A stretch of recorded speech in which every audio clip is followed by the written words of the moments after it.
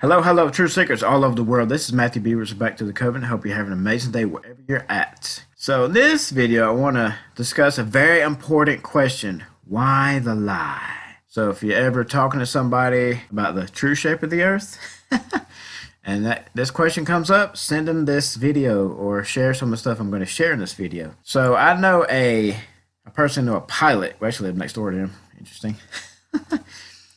And he has, I think, 30 years experience as a pilot, 10 years in the military, and I think 20 as a commercial airline. Last place he worked was Southwest, I believe. But I had a realization one day. I was like, oh, I know a pilot. I can pick his brain. So I went over there periodically and asked questions like, in all your years of being a pilot, you remember seeing the curvature from up there? And he doesn't remember. Of course, he's doing his job, so he's not like some people looking out the window. Oh, look, there's a curve. And another question I asked him, which is very telling, I asked him, once you get to cruising altitude from that point to your descent, what happens? And I got him to admit pretty much that they don't do hardly anything. And I jokingly said, is that where the term autopilot comes from? And he was like, yeah, pretty much.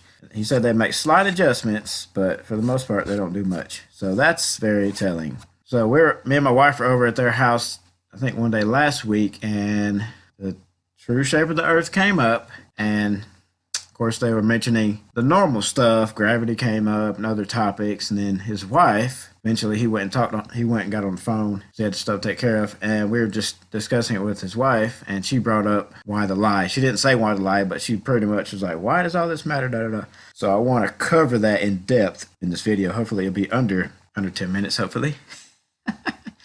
So, me personally, I've been researching the true shape of the earth for over 6 months now, and I've put in a ton of time.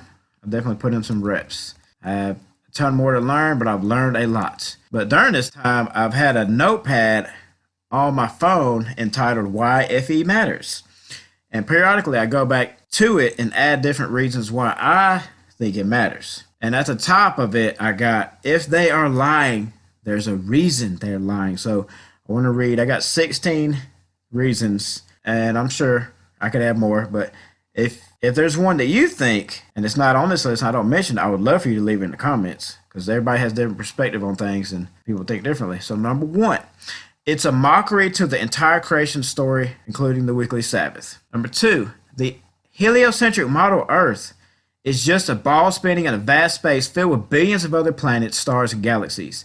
There's nothing special about Earth. It's insignificant. The crater is far, far away. Humans are not special as well. Life has no meaning or value. But in the geocentric model, Earth is the center of the universe and humans are special, and the crater is right above us, which is what you can see in the scriptures over and over and over again. Number three, 14 million people a year either leave or change their faith because of the evolutionary heliocentric model. That's a big deal. 14 million people.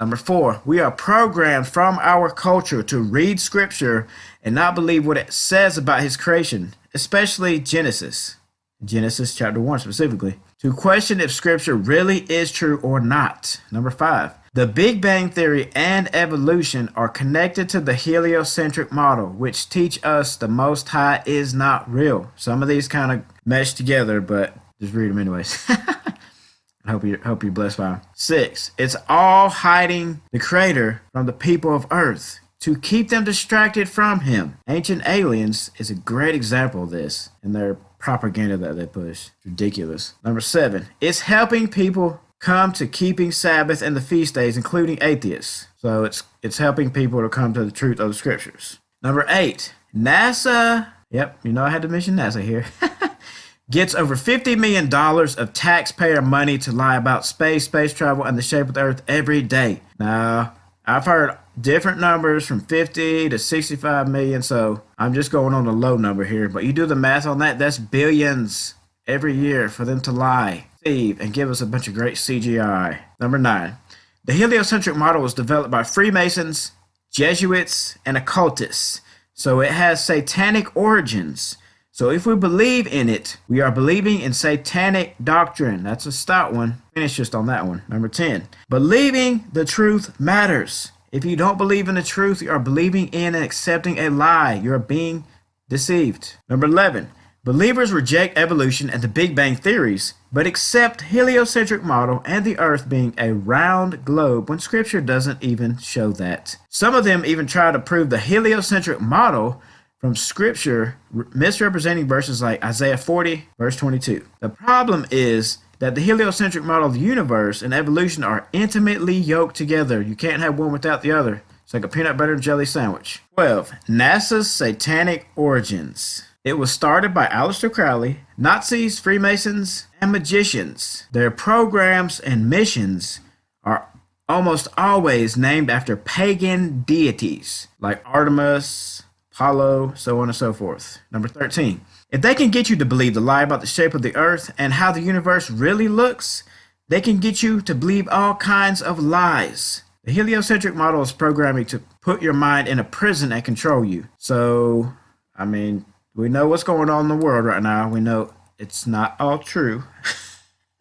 So if you accept the heliocentric model, they can pull the wool over your eyes on what's going on in the world right now. I'm not going to say anything. I'm going to self-censor myself. So basically, if you believe this big lie, they can get you to fall for any lie, no matter how the size, because this is a big lie. Number 14. If you don't understand this, you don't fully understand Yah's creation and over 500 scripture verses. That's a big deal. You can't understand end-time prophecy if you don't understand cosmology. Number 15, connection between the number 666 and the Earth. The Earth orbits around the Sun at 66,600 miles per hour. Curvature of 1 square miles is 666 feet. Earth tilts at 66.6 degrees. Even people that don't believe in the scriptures understands the importance of the number 666. So I don't have to read a verse from Revelations 13. It's not necessary. And last but definitely not least, number 16, the acceptance of the heliocentric model is part of the strong delusion Paul talked about in 2 Thessalonians 2, 9 through 12. Notice I said part. I didn't say it's the whole strong delusion. It's part of it. 9. The coming of the lawless one is according to the working of Satan with all power and signs and wonders and falsehood. You don't think NASA does signs and wonders that deceive with falsehood? And with all deceit of unrighteousness in those perishing, because they did not receive the love of the truth in order for them to be saved. And for this reason, Elohim sending them a working of delusion for them to believe the falsehood. So again, I said part of the strong delusion. There's other things too. Now I want to look at other reasons why this matters for people that believe in the scripture. So a couple images I'm going to put in the video. And I borrowed them from the Flat Earth Brothers. If you haven't subscribed to his channel already, what are you doing? Stop playing. Go over there and subscribe now. So the first image is heliocentric, and it's a breakdown of the word. Helio equals short for the sun god Helios. Centric equals centered around. Literally a model centered around Helios. And then the solar system. Sol equals short for Sol Invictus. AR equals belonging to. Literally a system that belongs to Sol. So we're going to believe that the creation belongs to a sun deity, or that it belongs to the creator of heaven and earth. This is very problematic for anybody that claims to believe in the scriptures and accept them as truth. Here we have heliocentric and solar system, which are two different sun deities represented.